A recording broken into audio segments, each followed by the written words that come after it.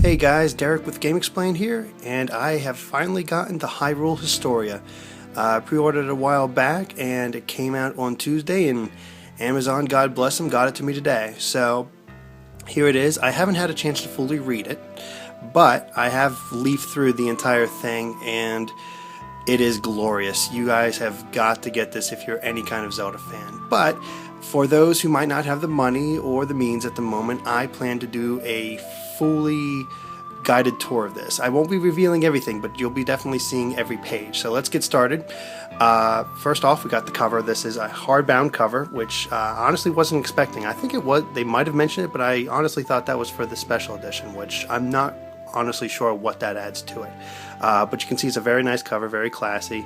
Has the Ocarina of Time here, Zelda's harp over here, and then of course the three goddesses symbols with the Triforce in the middle. It's a very classy cover. Again, this is brought from Dark Horse and working with Nintendo. There's a lot of really cool facts in here, stuff that I never realized. And same with Andre. I actually spoke with him and asked if he knew any of this. Specifically in this Miyamoto interview, he actually reveals that the reasoning behind Impa's name is actually impart, as in imparting knowledge. And that's, I don't know, I've never known that before. That's really cool. They also show what all of Miyamoto's done throughout the series, which I'm actually a little bit surprised that the only Zelda game he's ever directed was the original. All the others, he's been just a producer role, which never knew that actually. Here we got a nice little table of comments, table of contents. But yeah, for some reason, a good third of this book is dedicated to Skyward Sword, which was probably just to drum up interest over in Japan. But there's a lot of stuff in here that I never actually realized. Again, this book will do that for you.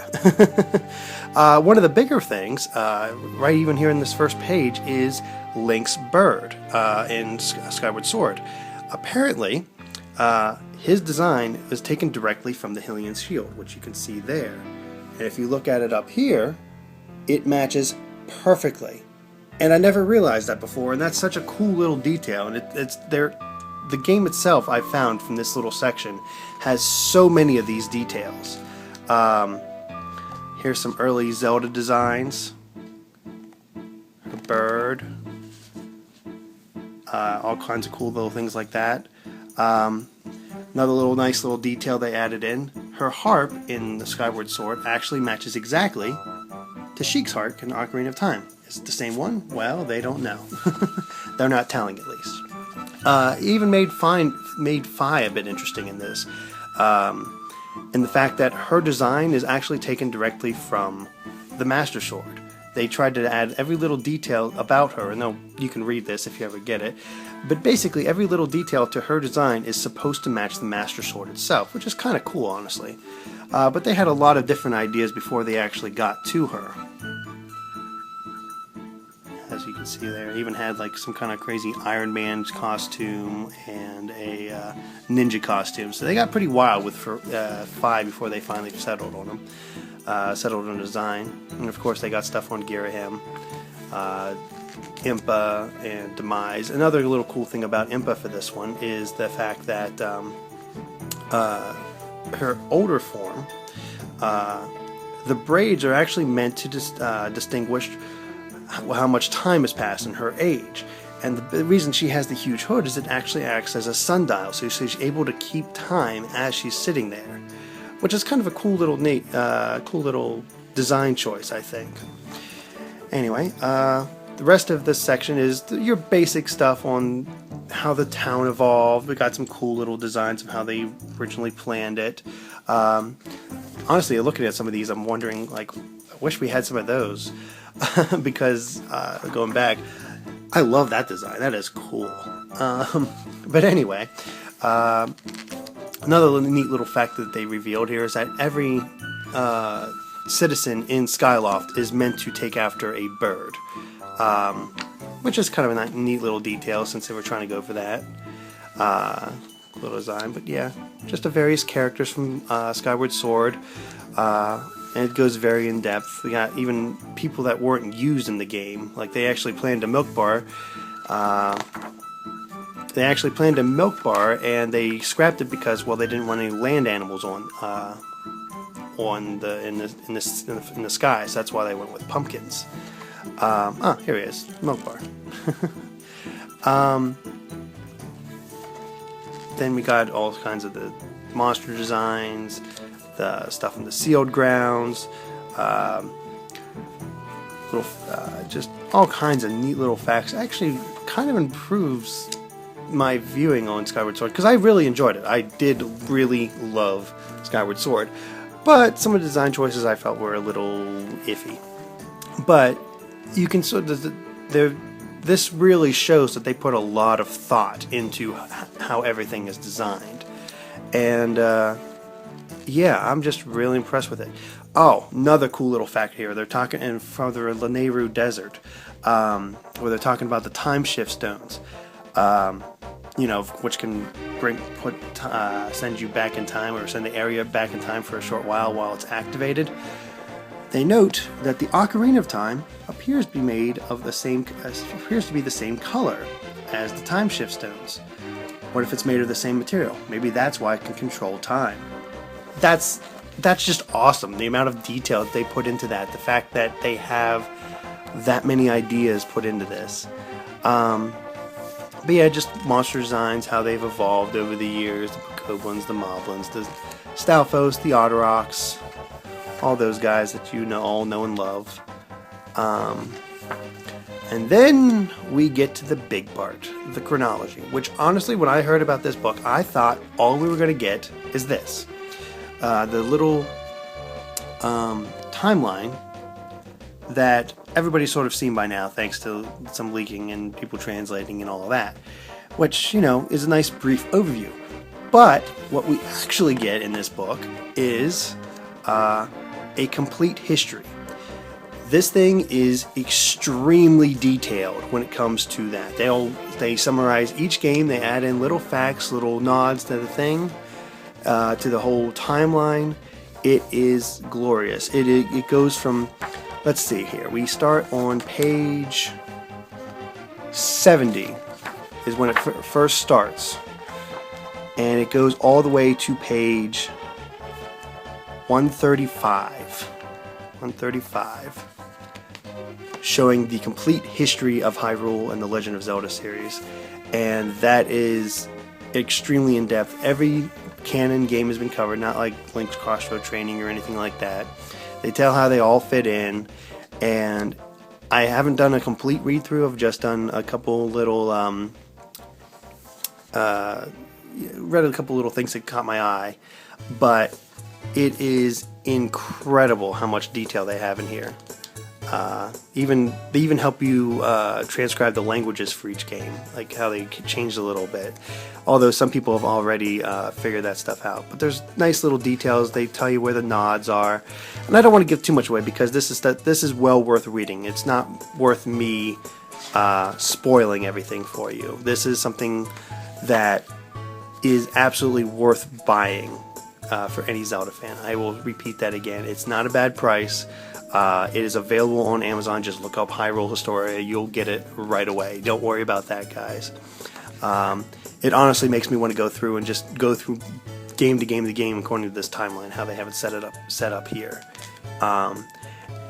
And they just have all these little scenes, these artworks. I love the little simple Zelda design they have from the beginning. It's just like, kind of reminds me of old Miyazaki films, honestly, just that little simple design of her. But yeah, just notes on each game. Each game gets at least a chronology, gets about at least 3 or 4 pages dedicated to them, depending on how complicated the plot is, or what little notes they have to say, or how it affects the overall plot of the games. Just unbelievable is really what it comes down to. Is like, I don't know, there's so many little notes and how things came to be, and like, one of the things that always tripped me up about the Zelda series, especially with Skyward Sword's chronology, is why do we have the goddess Hylia when we already have the 3 goddesses the Furore, Din, and oh crap, I'm forgetting the last one. Oh gosh, that's embarrassing. But the three goddesses that created Hyrule. Well, the reason is that she was actually the protector of the Triforce. But because she was so overwhelmed by demise, she wished herself to become human, which became Zelda, in order for her to be able to use the Triforce and defeat and take care of demise. And then here we have little artwork and development materials for each of the individual games. As according to the back of this, apparently a lot of this stuff has never been shown before. These are materials that were never released to the public or released in an art book before this point, and it shows a neat little thing from back when they were thinking of doing a time traveling thing between the past and future. We got the classic Zelda, and then we got like future Zelda, which is a kind of a neat little detail. Seeing her the way that you really don't see her very often. But yeah, just development materials from each of the games, seeing how they designed them all. They translated every little note that was written in Japanese, like the little, like here where they mention what these things are, how they designed the little, how certain design elements should work, is all translated into English, so we can read everything. And they even got a nice little section dedicated to Tingle. If you ever wondered what Tingle looked like without her shirt, be horrified. Be very horrified. But yeah, we got Wind Waker. Just every little detail that you can think of. It's great. I wonder if I never saw that. But we got stained glass versions of all the sages from Ocarina of Time. I'm not sure if that's in the game or not. I'll have to read that later. But if it is, that's a cool detail I've never seen. Again. The Oracle games, of course. Some designs. I really want to play the Oracle games. I've unfortunately never been able to play them. I'm patiently waiting for Nintendo to put that on the 3DS eShop so I can get it like I got Link's Awakening. Some more Midna designs for you. And these some alternate concepts. Zant and Zelda, of course.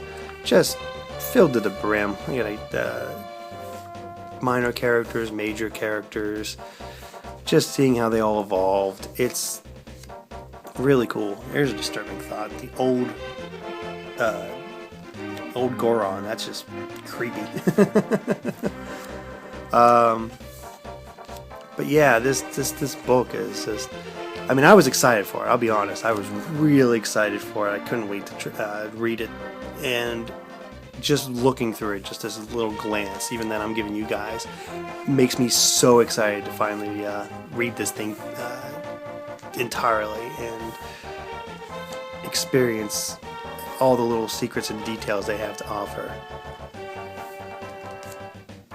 Just wonderful. And we're getting towards the end here, I believe, as far as individual games, as far in the design elements. We're in Spirit Tracks right now. Another game I still need to beat. I enjoyed it when I played it, but I just got caught up with other things and stopped playing for whatever reason. I should fix that. Was this in the game? I'm not even sure. I'm not sure if there's a concept or it just didn't get used or not. But a dessert train. Just weird. Makes me hungry. All the little extra design elements, concepts for how the tower would look. And then we got changes in character design. We got how Link evolved. Original, Link's Adventure, Link to the Past, wrong way, Link's Awakening, Ocarina of Time, Majora's Mask, Oracles, Wind Waker, Four Swords, Minish Cap, Twilight Princess, Phantom Hourglass, Spirit Tracks, and Skyward Sword. So a nice little way Link's evolved, and they do the same with Zelda throughout all her games.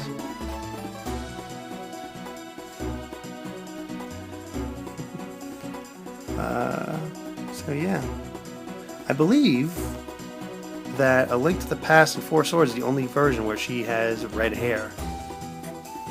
Kind of an odd decision, but it's cool. Not as much for Ganon's design. He's sort of staying the same mostly. But still a cool villain. And then, of course, we got the game catalog, what they came out on, the different box art designs, even some of the like spin-off games are in here. And then we wrap things up with an interview with Eiji Aonuma. Before we get to a exclusive Legend of Zelda manga based on Skyward Sword. Just glancing through it, I haven't actually had a chance to read it yet. This is gorgeous artwork. Really works for it. Looking forward to reading this as well. But anyway, that is the Hyrule Historia. I hope you guys enjoyed my little tour through it. And as if I haven't said it enough already, buy it if you're a Zelda fan. It is totally worth the price. There were so many great little details in here. You will not regret it. I promise. With that said, I'm Derek with GameXplain. Please feel free to check out our other stuff, and we'll see you next time.